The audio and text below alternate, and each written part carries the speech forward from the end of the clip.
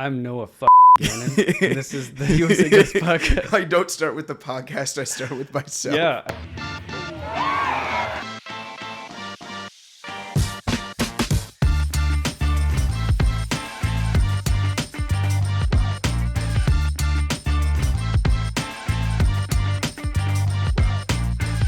Welcome back to the USA Guts Podcast. I'm Noah Gannon, filling in for Ryan Scott with William Walden. And today we're going to be reviewing the 2023 U.S. National Guts Frisbee Championship up in Marquette. And if you are new here and you want to learn the rules of the game, we have that linked down below. You can check out the rules of Guts Frisbee. Please reach out to if you're someone new and interested in starting your own Guts Club. We're always happy to grow the sport. Finals Game 1. Wolfpack fighting their way up to the finals. Exciting match between BOP and Wolfpack. But definitely, getting into the finals, we knew going into Game 1, Shadow Bop's always going to catch. So we really had to focus on, no matter what happens to start this game, no matter where this game goes, we have to keep catching. We have to keep forcing them to work because we know it's just going to be, a battle. What was your plan going into the match? So, as most teams do, I think, these days against Shadow Bop, we had to test out Al to start the game and see where he was at. It was also, for us, a big test of where Carter was at on Sunday. I know he had a lingering hip issue, so we wanted to see if that affected his throwing at all. It did not. He threw just as good as ever. But definitely that was our first thought. With Will in the middle, you kind of have to split. Do we want to attack the right side or the left side of the line? And so we wanted Al and Carter to start Game 1. That didn't work well.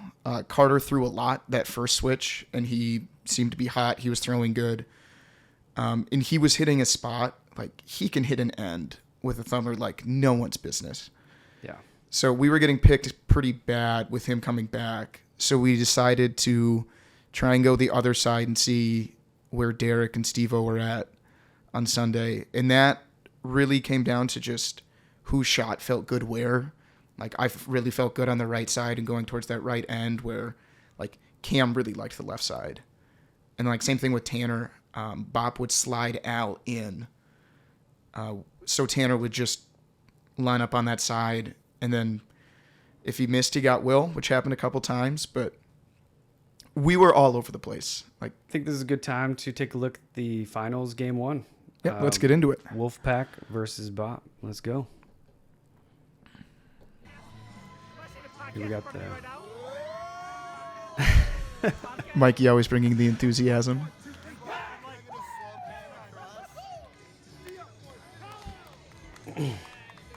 Oh, there we go. Gratuitous drive camera pan. A lot more grass at this tournament. Yeah, I used to play Little League baseball here when I was a kid. Nice. And it used to be fly ash. The city of Marquette has done so much work to first get the rocks and the glass out and then completely reseeding. And we've slowly gone from dirt to grass to hopefully luscious grass going forward that we actually want to dive in. Yeah, I was happy with the field status at Marquette. It's always a beautiful tournament as well. You got lakes nearby, all the trees. You've got water you can jump in across the parking lot. Yep. That's always nice. To no one's surprise, Carter with the first shot of the game. Yeah, looks like BOP won the flip.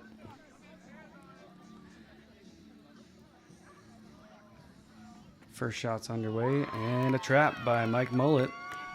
Mike making his return to Frisbee. He did a great job returning with his lefty thumber. I didn't expect him to throw a thumber for some reason. We were really unsure if he would or not. He hasn't thrown one in a couple years, even the last tournament he played, which was USGO before the rebrand. Even then, he was not throwing thumbers. Man, look at that crowd at Nationals, man. They always have the best turnout. Oh, unfortunate dump by Mullet. Looks like it hit the ground there. Carter get the free shot. Hits him back. Beautiful up. Great up, Mullet. It was so much fun to watch a lefty thumber throw at a lefty thumber. I don't know if Mike, that helps him catch it at all, that he's used to that kind of movement. Tanner hits Al. Al pops it to Carter.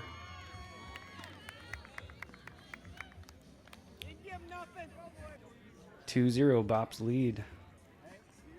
So this was an issue that we came across early on. Sure. Is Carter's thrown the first 3 shots of the game for Bop.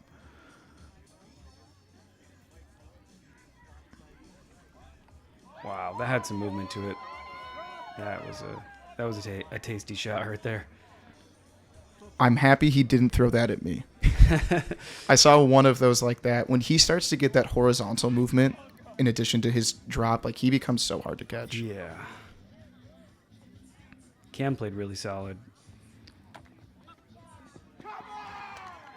Cam and Derek have known each other for a very long time. They went to school together. Okay. And the intercourse between them of having to play each other was very fun to watch. They like ripping on each other or talking smack?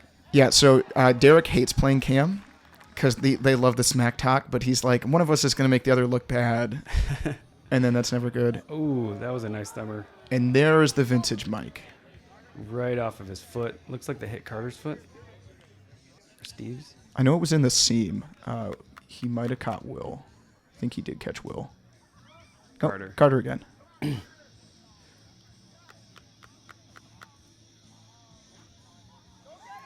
That must have been one of those horizontal ones. Had to duck out of the way so you don't get hit in the face. Yeah, and especially Braden had not been thrown at in a long time standing next to Cam. And this was a very much like a welcome to the finals moment for him. But his staker, man, all weekend. Like, he's starting to figure something out where it comes a little bit flatter, but like it almost jumps up. Like it's a lot tighter spin. Cam with the pop. Well, looks like we're going to see another Braden staker. Looks like he's going to aim at Derek again. Let's see if he can hit his man. Second time in a row. Braden felt really comfortable on that left side as we were talking about kind of who we were going at. Pulls it over. Steve-O ups it. Error in the outfield. That makes it 3-3. I think this has been one of the biggest improvements with Shuttle Bop and their mentality. Like, they used to get down on themselves a lot more when they drop ups like this. They're just shaking it off now. That's great. Oh, you almost got there, Noah. So on this If play, you don't know, that's Noah with the headband there. Yep, I'm the ninja looking one. On that play, when I went to dive, my knee buckled. Like if we like pause for a second. Yeah. When I went to dive on it, like as I went to launch off, I just like planted in the ground, and this was game 7 or 8 of us on the day, and I completely just buckled and fell instead of diving. Oh man. That'll happen sometimes. Sometimes you just like trip and it was like, especially the amount of running out the back that we had to do with all the fast shots and like angled shots on the weekend, and like the downside of playing this grinding game of frisbee was just like trying to find a way to get ourselves up and actually like getting to the disc by the end of the day, and like making that dive was so hard.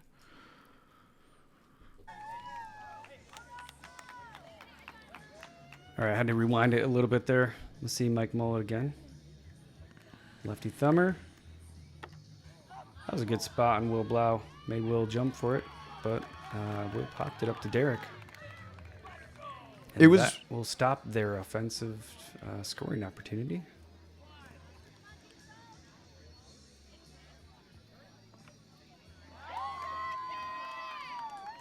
Derek with the lefty backhand hits the outside man. I think that's actually the easier spot to hit with a lefty.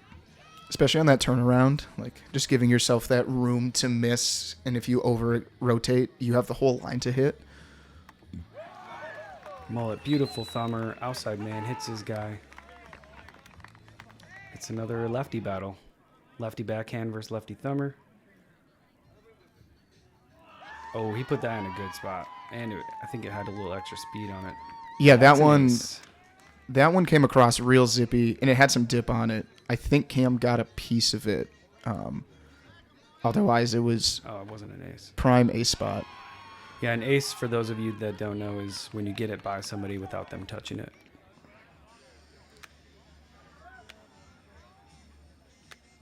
And if you ace 2 people, the thrower gets to choose who throws back. Carter again hitting Braden on the outside. Got a lot better hand on it that time. It just kind of trickled over his head. You could see Cam almost trying to climb over him to get the frisbee. Yeah, let me at it. That's a 7-4 switch. In guts, we switch at every 11 points. It's a total of 11 points. So 11, 22, 33, etc. Good pop by BOP. That was the issue we ran into as the game went longer, was trying to hit Derek if we got Steve-O. His hands were so good that like everything went in the air. Yep.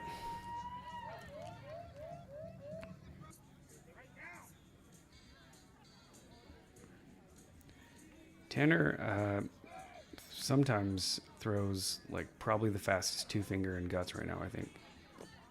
That was short. And I believe that was a dump short. Yeah, that was a dump. A dump, for those of you that don't know, is when you throw it, and when the thrower throws it short, like meaning it hits the ground before the line, or if you throw it outside of the defensive player's reach, like the end men, if you throw it outside of their arm, their outside arm, that's a dump. Or if you throw it high above a standing, like if you're standing flat-footed and you reach straight up and you can't touch the disc, that is a dump high. So they called them the observers there. The team captains met up and they said, we're not sure, we couldn't tell. Let's just call in the observers and see what they thought. Observers called it short, so that's a point for BOP. Guts Frisbee, a lot like Ultimate Frisbee, is self-officiated. So it is on the players and the teams to make calls themselves. And then later in the tournament, we will have observers simply to break those instances where the teams can't agree on whether it was a good shot or not. Al, with authority, takes control of Cam's backhand shot, throws it away to the crowd. And then has a false start. And then Throws a rocket 2-finger. gets one by Mullet. That makes it 10-4 BOP. Mullet throwing back with his lefty thumber.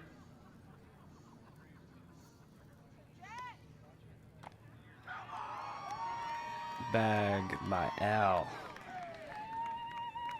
I think Al's heating up. Yeah, this was the point. Oh. Little commentator's curse. But we certainly knew going at Al when his hands start to work. Like, that team becomes so hard to beat. Also, when you dump, the throwing team gets to choose who throws.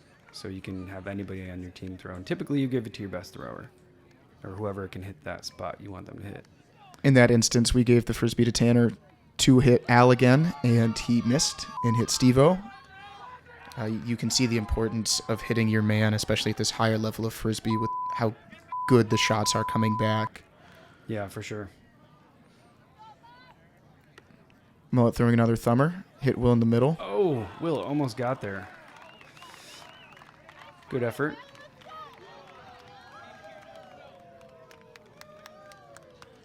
Will's difficult shot coming back because with his forehand, he can go anywhere on the line. Yeah. Like, it takes a lot of discipline. You can't, like, anticipate movement as much. So you're always that one step behind if you do get the Frisbee up. Looks like Will's lining up on Mullet again. Yeah, and he's usually, I feel like he's throwing it in good spots as well. He can pretty much always hit his guy, I think.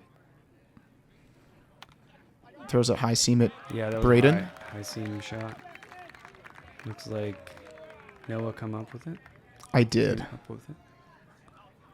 So my entire strategy was to hit Al in the finals. We have a fun time hitting each other normally. Looks like Al might have upped that, and Will wrangles it.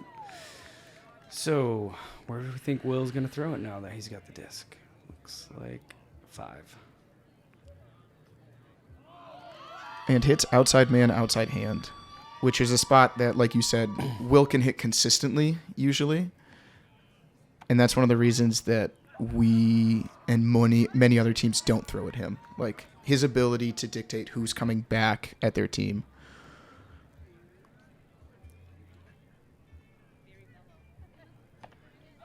Great. Pop off the chest. Great body pop by Mullet. If you looked at his arms and his chest after the weekend, like he wore it a lot more than anyone I've ever seen. Like I think back to like Maynard when he played with the Assassins and would just, or like Rudy, just like he just stick his chest out. Yeah, Rudy, man, he's I feel like the chest king. He is. Like when we played with them in Wisconsin this year, there was like 4 shots in a row. Like I hit him, Bert hit him, and just straight up in the air. And it was like, if that works, like it's a better pop than my hands would get. I want to see Rudy poach with his chest, like dive in front of somebody and be like, "Ugh." I think we can get him to do it if we tell him at least one tournament. All right, Rudy, if you're listening at USGO, we want to see you dive poach with your chest. All right. All right. Looks like we got Cam throwing back here. Wolfpack trying to get back, and that's an important point. That brings him into a 4-point difference here. It's a 4-point game. Al throwing back, 2-finger. Throws a low. Cam with a pop to Tanner.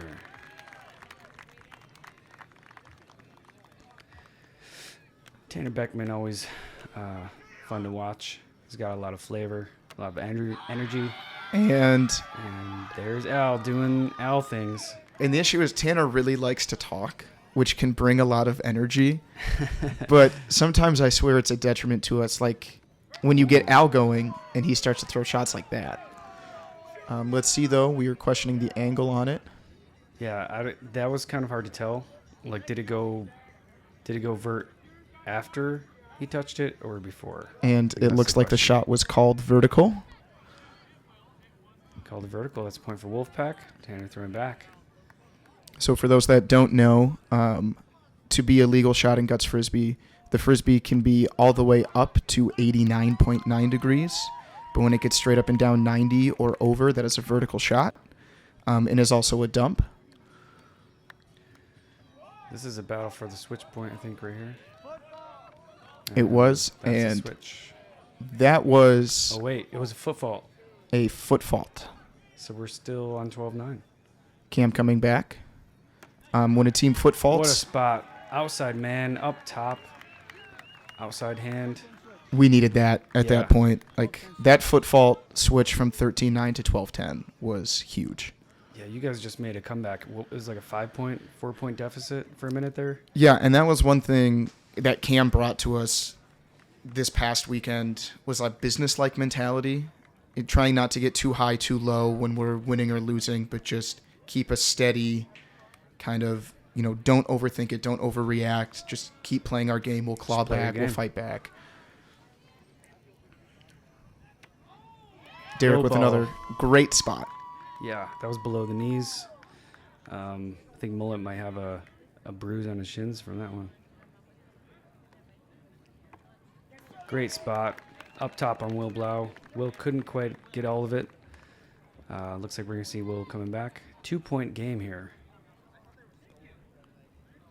Will going right back at Mullet. Got the first hand, but missed on the second.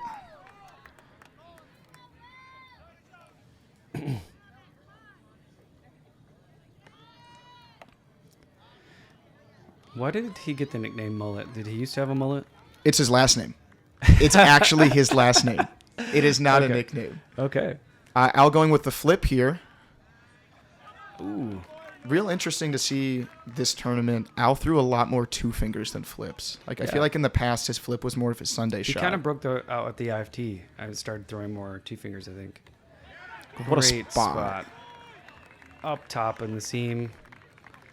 That's where you want to be throwing. That's like one of the best spots to aim at. Great shot, Cam. I bet right now Carter's like, I could do that. I'm going to put it in that spot.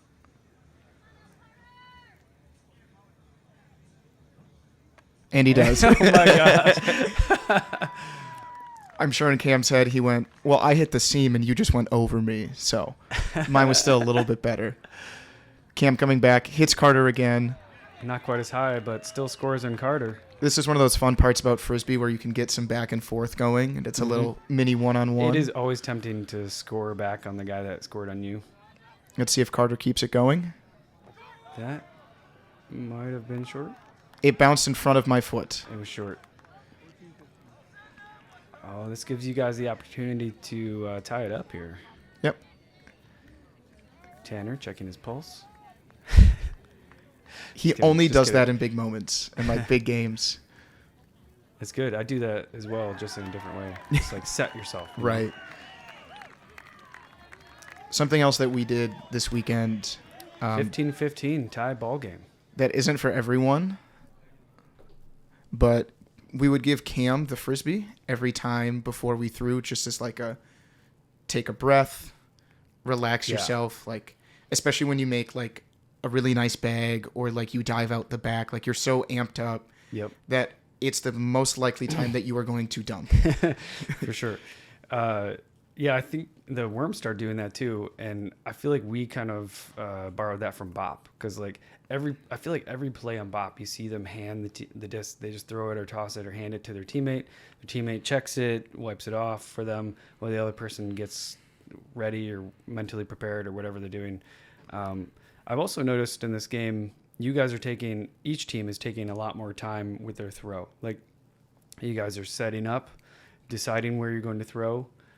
Probably thinking about your mechanics or what you're going to do and lining up and executing. And I'm going to try and borrow that a little bit. Yeah, From some of the tournaments. Something that was really helpful to us that Cam brought, outside of Mike and I, the rest of our team hadn't played with Cam before. I think Tanner might have one tournament, but before every shot, Cam asked what we were going to do. Not like telling us where we should hit or anything, just making sure that we had thought it through and thinking, do I know where I want to go with the shot? Not just lining up and throwing it, the 5-man line, but what are you going to do? What shot are you going to throw? And Nice. like, I gave him the same answer every time, but it was nice, like reminder of, okay, here's my objective. Here's what I'm going to do. Take a breath, then execute it. Not just, okay, I caught the disc. I'm going to throw the disc real quick. I like that. All right. Blah about to throw. Hits Mullet outside man again. That was a fast one. He had that spot just locked in all finals. Yeah, crossing the body up with the two finger, that's always tricky. Like, which hand do you catch it with? Mullet coming back. Lefty thumber scores on a lefty thumber. That makes it 16-16. I think Mike was just excited because Carter was throwing at him. Like, if someone throws at you a lot, you almost want to hit him again because then he's going to throw back. You get to play a lot of frisbee. Carter on switch point. Oh, that's a perfect spot. Jeez. I don't know why Mullet was mad at himself. Maybe he was just excited at how good that spot was. Like, that's one of those not shots. much you could do about that. Yeah, that's one of those shots you look at and you go, no one's going to catch that. It was literally bouncing off your fingernail. Like, you reach up and it's just like, dink. Was there some question about it? I think we got a 17-16 switch. Yeah, I believe there was a question on a foot fault that was not called. Okay. That was short, unfortunately. I think that might have been the second dump Yes. for Mullet. Man, dumps are brutal. And Will goes back and hits him. Good pop by Mike to Cam. Great pop. Cam getting out there, catching it right before he dives into the crowd.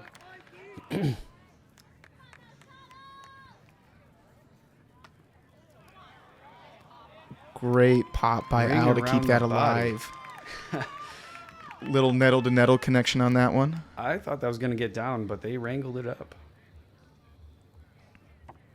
That had a lot of action on it. That dove probably like 4 feet straight down at the end there. But, Mullet got a hand on it, so he's seeing it. Great pop by Steve-O. Yeah, and that was a near identical shot to the one that Carter threw. It just started lower, so there wasn't as much movement. A little easier to pop by Steve-O. Ooh. So you guys changed up the line there a little bit. Yeah, so we moved Mullet inside. I wonder if that made them... And Carter stuck with that outside spot and really pulled one wide. Tanner coming back. Al taking control of the shot. That poises them to get a 3-point lead here. Coming back with the flip. Oh, Tanner almost got that one. Dives into the crowd a little bit. Definitely feeling the ground on that one. Dove right in front of his grandpa, though. Tanner's a classy guy. He knows how to work a crowd, too. He does. Look at him working that crowd right now. They love him. That puts Bop in the lead 20-17. Unless that should have. That may have been a foot fault. Oh, yeah, it was a foot fault. You're right. So still 19-17. Doesn't matter too much as Carter bags Cam.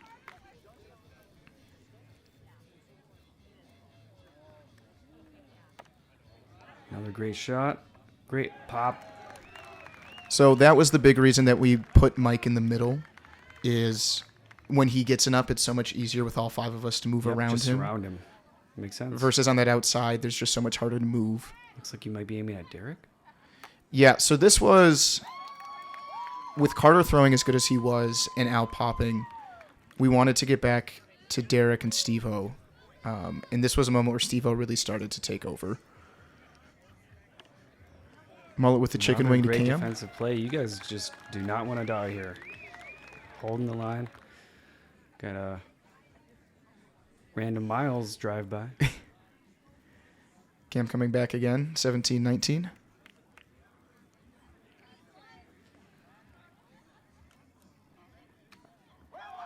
And that was kind of in the bag zone there. Carter making an easy bag. And letting Cam know about it. You put it that there, I'll bag it all day. Which is probably true. Ooh. That one moved That was a nice lot. one. Yeah. It was also the first time Carter had thrown at me all day. And I feel like it takes a couple of his shots to remember how fast it is and how much Right. it moves. You saw it now, so maybe you'll get the next one. Great spot up top.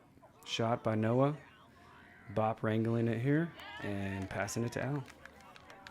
And that was that MVP mentality for Al this weekend of give me the disc. Oh, Tanner out front early. Gets the pop out front. That was a great play. I love seeing the out front plays like that. The Assassins are like notably good at that.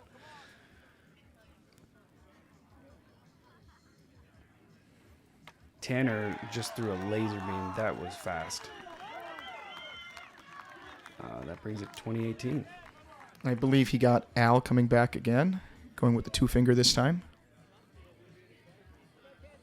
And he puts it in a perfect spot.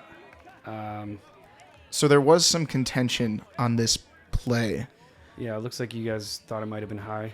Yeah, so typically a team's 6th or 7th player will be behind the throwing team's line, and that is for our team. To get information on a shot like that, so after talking with my dad, he felt like it was good in the seam. And even though we saw it as high on the line, whenever we have, one of our guys think that the shot is good and the other team thinks it's good, we don't have grounds to, call it an illegal shot. So some people wanted us to bring in observers on that, but our player, who is back there for a reason, doing his job, thought it was a good shot. So I wasn't going to call in the observers, kind of hoping they might see something different. Like, we still have to go through the process of asking your team. Yeah. And we weren't all sure. So when they saw a good shot, we had to go with a good shot.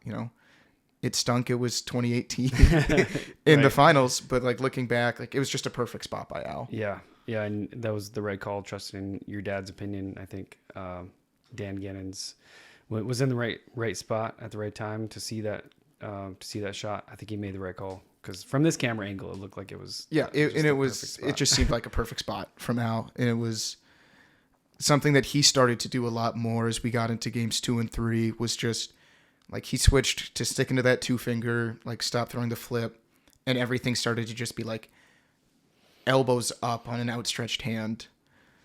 And that's just, when we talk about and look at long term, what shots are good, what shot, and working on your own shot, it's a lot more about location of height. You don't have to throw the fastest shot, but can you hit fingertips, or can you hit, below the knees consistently? Yeah. Basically, you just want to keep it out of the bag zone. Yeah, keep it out of between your head and your knees. Like, don't throw in that zone, basically. Yeah, and unless that's it's in the gap. It's the hardest part because like it's getting riskier, but Right. that's the difference, especially when you watch Shuttle Bop so good at it. Of most of their throws can consistently stay out of that catching zone and force the other team to have to play such good defense. Yep. Which going into game 2 was the biggest thing that changed for us. Like I feel like we just ramped up the defense. We saw their shots better. We got more consistent hands, and we just started to rally as a team to the disc. So there you have it. BOP securing game 1 of the finals at the 2023 U.S. Nationals Guts Frisbee Tournament. BOP really exemplified good sportsmanship. They were calling their own foot faults. They had their teammates making calls that were like against the opinions of the other teammates, and they trusted their teammates on those calls. Like I think one of them was vert. Yep. And that they're calling the vertical owl shot. yeah, and just there, like I know that there was some discussion about standing on the line before this tournament. They were all following the rules. Really high level of play. Yeah, I think playing against them in the finals, like they won the right way. Like being on the other side of the line, it didn't feel like they were like rubbing it in our faces or anything. Like it felt like we both really wanted to win, but to win the right way, and like real class act the way that they did it this weekend. Yeah, and I hope that continues to other teams as well. You know, when we talk about new teams coming into the sport and they kind of take the lead of the atmosphere from the teams at the top, and you know, we try and do the same thing, and with Shuttle Bop being the way that they are now, and really, you know, showing the new teams how you should act. You know, when you're winning, when you're losing, like it's a great thing to see, and I think it's going to be really beneficial for the sport going forward. So that was the end of finals game 1. We're going to move on to game 2. Please like and subscribe, share our videos, and check us out in our next video coming out in a few days for finals game 2. All right, thanks everybody. See you later. See ya.